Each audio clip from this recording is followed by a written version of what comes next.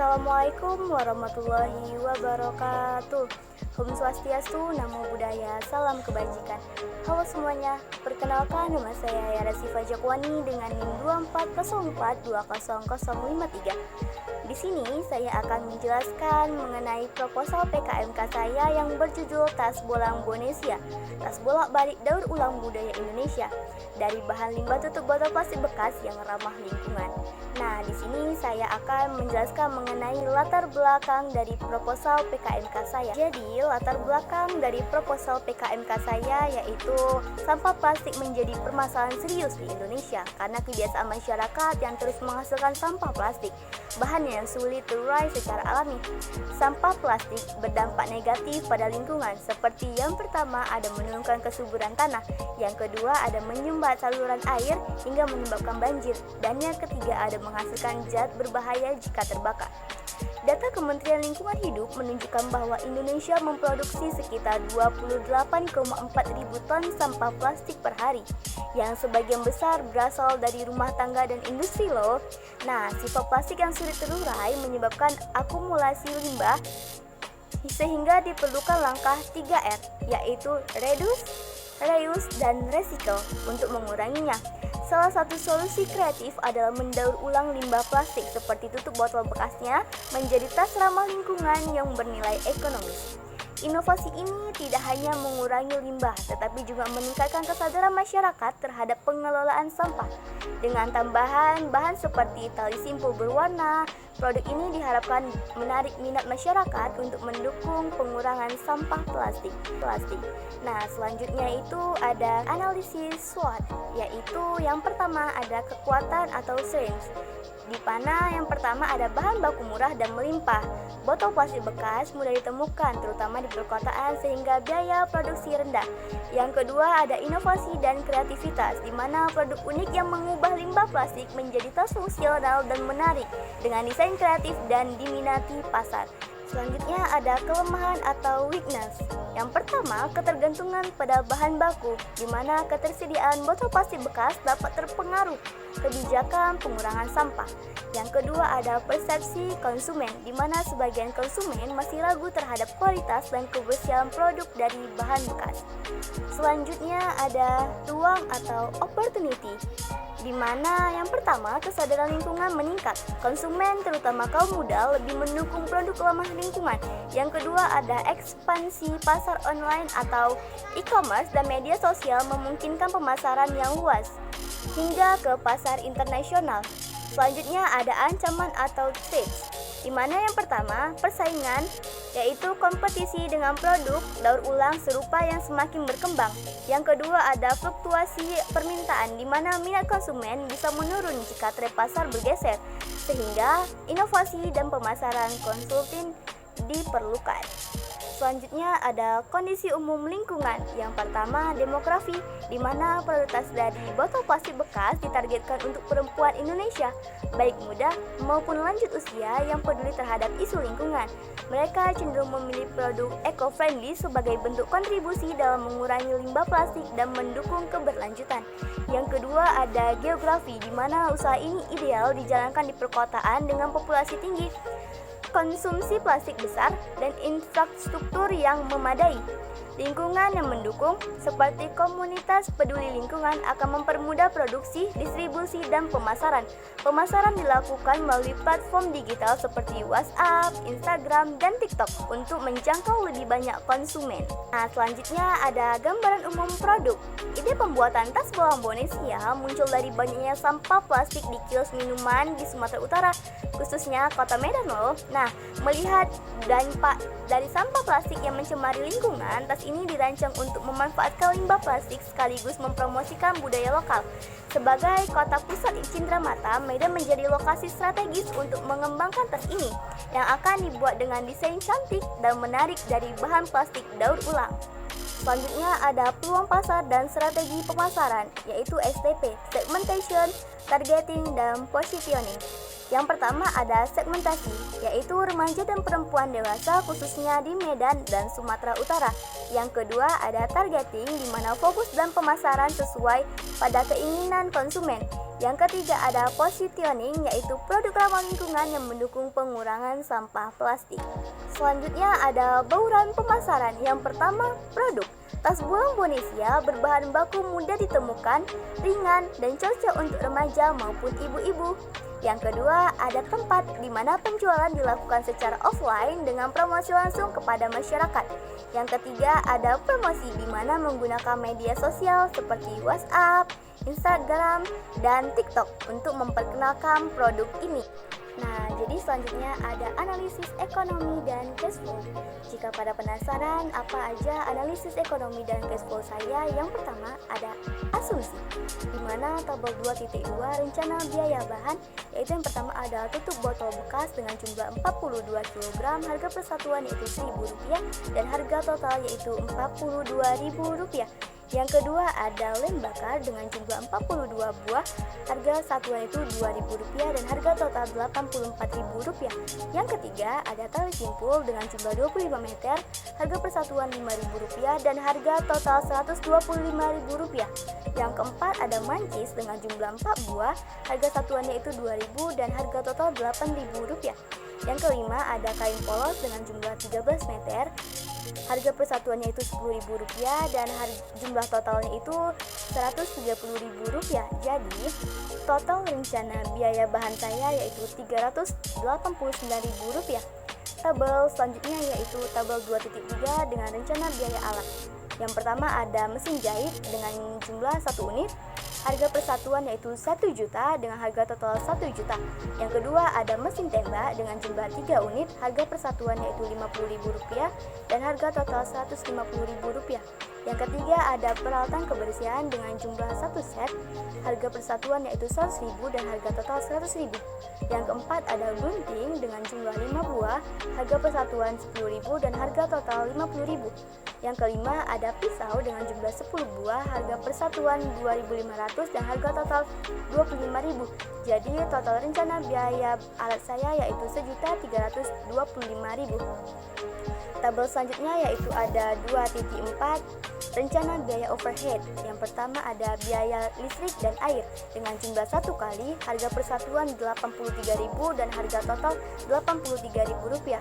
Yang kedua ada biaya produksi dengan jumlah 1 kali dengan harga persatuan yaitu Rp17.000 dan harga total yaitu Rp17.000. Yang ketiga ada biaya lain-lain dengan jumlah 1 kali, harga persatuan Rp8.000 dan harga total Rp8.000. Total biaya overhead saya yaitu Rp108.000. Total biaya bahan ditambah total biaya alat ditambah biaya overhead sama dengan biaya produksi, yaitu Rp389.000 ditambah Rp1.325.000 ditambah Rp108.000.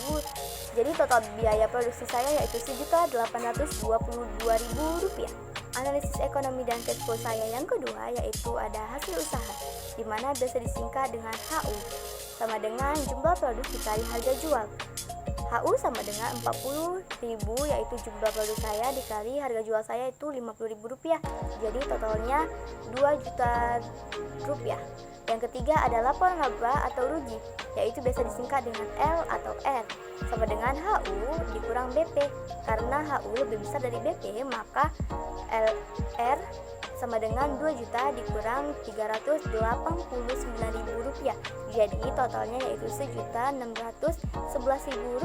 Analisis ekonomi dan cash flow saya yang keempat ada break even point atau BEP, di mana BEP sama dengan BP dibagi total produksi, yaitu BP-nya Rp389.000 dibagi 40 sama dengan Rp9.725. Jadi titik balik modal produk tas bolang Bonesia akan didapatkan apabila harga jual persatuan yaitu Rp9.725.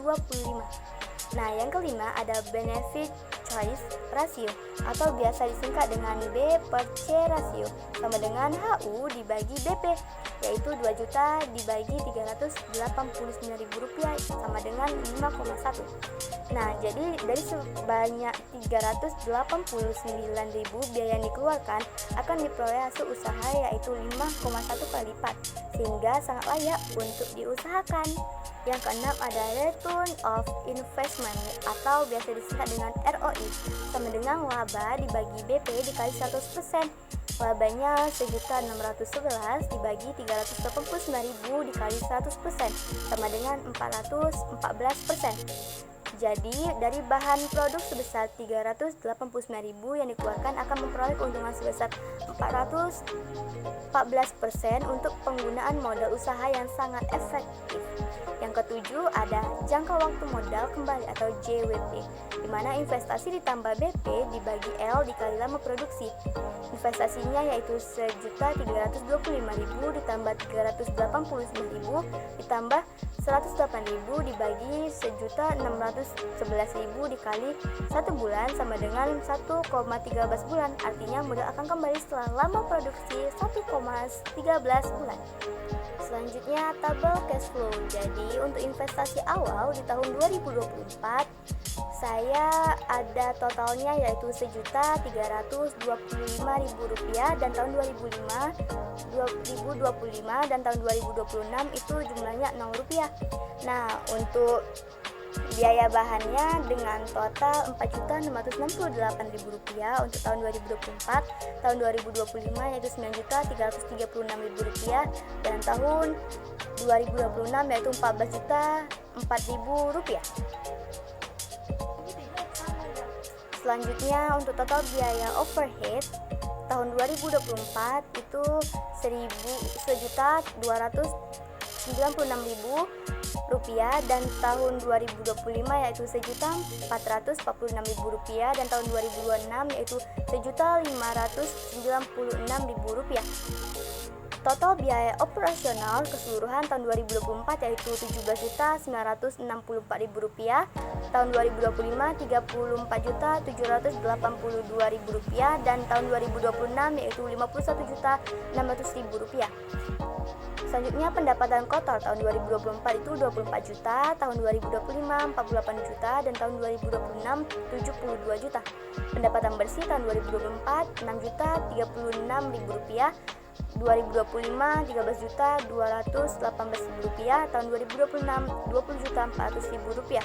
Pajaknya sebesar 5%, jadi tahun 2024 itu 301.800.000 rupiah, tahun 2025 660.900.000 rupiah, tahun 2026 1.020.000 rupiah.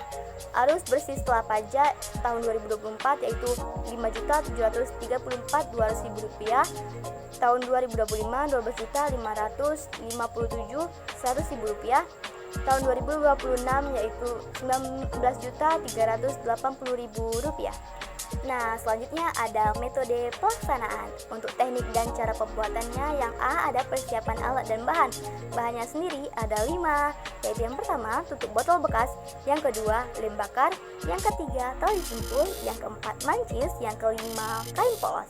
Untuk alatnya sendiri juga ada 5 loh. Yang pertama mesin jahit, yang kedua mesin tembak, yang ketiga peralatan kebersihan, yang keempat gunting, dan yang kelima pisau. Selanjutnya ada produksi tas, yaitu dimana yang pertama koordinasi perizinan dan kerjasama dengan bank sampah. Selanjutnya untuk pengelolaan sampah organiknya itu pengumpulan dan mengklasifikasikan jenis sampah tutup botol bekas. Selanjutnya pembersihan sampah tutup botol bekas. Yang kedua ada produksi sampah dengan cara yang pertama desain dan perancangan. Selanjutnya hasil pembersihan dan persiapan tutup botol bekas. Selanjutnya ada penyusunan dan penyambungan tutup botol bekas. Selanjutnya pembuatan struktur tas. Selanjutnya pembalutan dengan tali. Selanjutnya finishing, dan yang terakhir pengemasan dan pemasaran. Metode pelaksanaan selanjutnya ada pengemasan dan pemasaran. Yang A, penempatan harga, di mana penempatan harga didasarkan pada harga pokok penjualan dengan merupakan biaya modal kerja. Harga jual disesuaikan dengan produk pesaing sehingga ditetapkan harga tas dengan harga yaitu 50.000 per pieces. Selanjutnya yang B ada promosi dan target pasar. Untuk sasaran atau target konsumen yang saya tuju yaitu masyarakat umum khususnya perempuan, baik remaja maupun orang dewasa dan lansia. Target penjualan per bulannya yaitu 40 pieces sehingga per tahun mencapai 480 pieces. Selanjutnya ada tahapan pekerjaan di mana yang pertama persiapan, survei, bahan dan alat. Selanjutnya membeli bahan dan alat. Selanjutnya produksi, selanjutnya pemasaran, selanjutnya penyusunan laporan kemajuan, selanjutnya penyusunan dan publikasi karya ilmiah, dan yang terakhir penyusunan laporan akhir. Nah, jadi metode pelaksanaan saya yang terakhir ada kemasan. Untuk kemasannya sendiri itu berupa kotak. Nah, itu untuk warnanya itu warna coklat. Dan yang kedua ada logo. Logonya itu ada tulisan dengan huruf TA dan ada gambar tas. Bawahnya itu ada bacaan tas Bonesia, bolak-balik daur ulang budaya Indonesia. Sekian presentasi saya hari ini dan terima kasih untuk rekan-rekan sekalian yang sudah mendengarkan presentasi proposal PKMK saya.